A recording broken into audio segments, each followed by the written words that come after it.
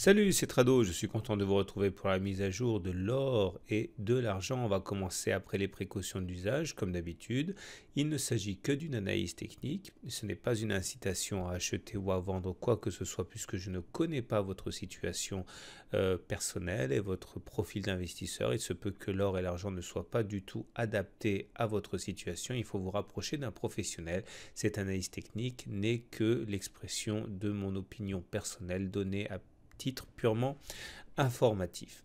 Alors, on va commencer par l'analyse technique de l'or libellé en euros et on voit qu'en données mensuelles où une bougie correspond à un mois de cotation, que le rebond est en train de s'établir de manière très claire sur le bas de ce canal ascendant orange. On peut se prendre à rêver et attendre un contact avec l'oblique descendante noire. Et si tout se passe bien, pourquoi pas attendre un retour sur le haut de ce canal orange qui nous ramènerait en fait plus ou moins sur les plus hauts que l'or est atteint en euros. Si on descend d'une unité de temps et qu'on regarde l'unité de temps hebdomadaire, il semble que les choses se présentent vraiment très bien. On a déjà signalé à plusieurs reprises qu'il y avait une résistance importante et on est en train de la passer. Alors pour ceux qui découvrent l'analyse technique, il faut que je rappelle ce que c'est qu'une résistance. Une résistance est une zone qui a du mal à être passée à la hausse, comme les 40 000 euros, comme les 39 000 euros ou encore les 36 525. Et nous avions une résistance ici à 35 475 puisque c'est un niveau qui n'a pas été franchi, sur lequel on a buté en clôture en fait depuis septembre. On passe au-dessus pendant la semaine, mais on clôture systématiquement en dessous des 35 475 depuis des mois et des mois. Et regardez bien, ça se joue sur l'épaisseur du trait malheureusement, mais c'est déjà ça. Eh bien, il semble que l'on clôture au-dessus des 35 475, ce qui signifie qu'on est en train doucement de faire sauter le bouchon des 35 475 qui pourrait nous amener jusqu'à 36 200. Un support, c'est l'inverse. Un support, c'est une zone qui nous empêche de baisser, comme typiquement les 34 140 ici, qui sont une zone qui est défendue par les acheteurs.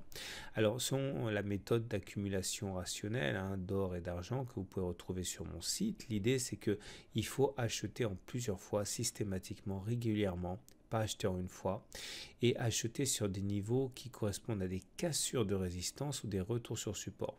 Retour sur support, c'est assez évident puisqu'on rebondit quand on revient, donc il vaut mieux acheter sur support que n'importe où, et également acheter sur cassure de résistance puisque ça montre un changement de psychologie des intervenants. Si régulièrement on n'arrive pas à passer une résistance et que soudainement on arrive à la passer, ça veut dire que à partir de là, la psychologie a changé et qu'on peut être effectivement prêt pour une ascension, pour une impulsion de hausse. Et là justement, on est sur un point d'accumulation qui est intéressant puisqu'on est en train de clôturer au-dessus de 35 475. Pour l'or libellé en dollars, c'est le temps de rappeler en fait ce graphe qu'il faut garder à l'esprit. Ce graphe, je le montre systématiquement maintenant, c'est pour montrer que entre 2000 et 2010, on a pris 650% et depuis, on a perdu 45%.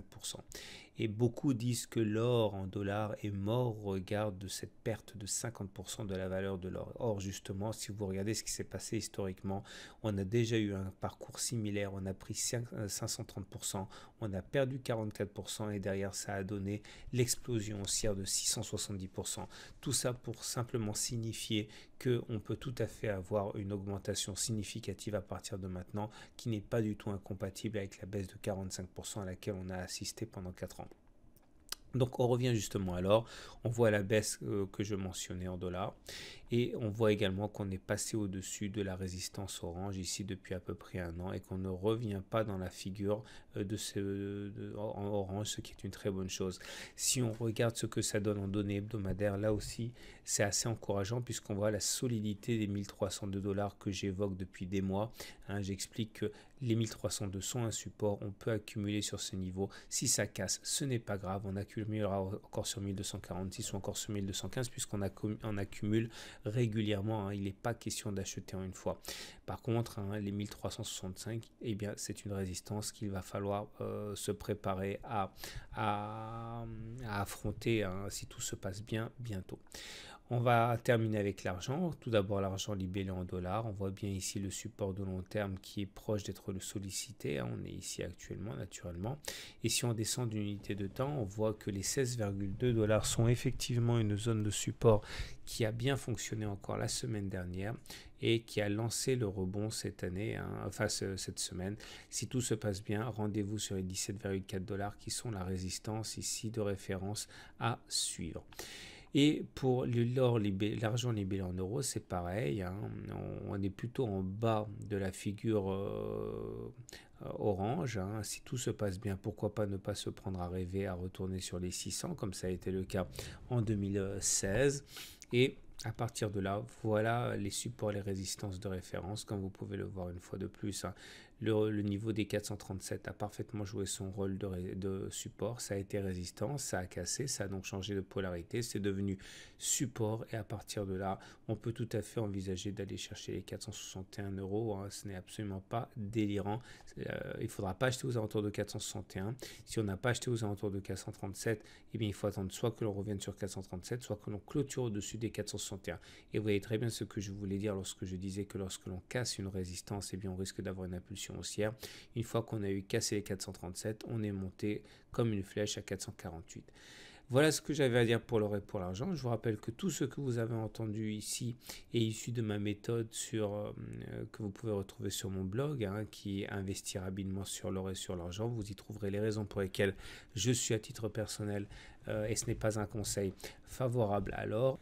Et n'oubliez pas que si vous voulez vous laisser tenter par l'investissement en or et en argent, je recommande mon partenaire aucoffre.com qui permet justement d'accumuler de l'or et de l'argent à partir de 1 gramme, ce qui rend le ticket d'entrée à 40 euros absolument accessible pour ceux qui veulent diversifier leur patrimoine.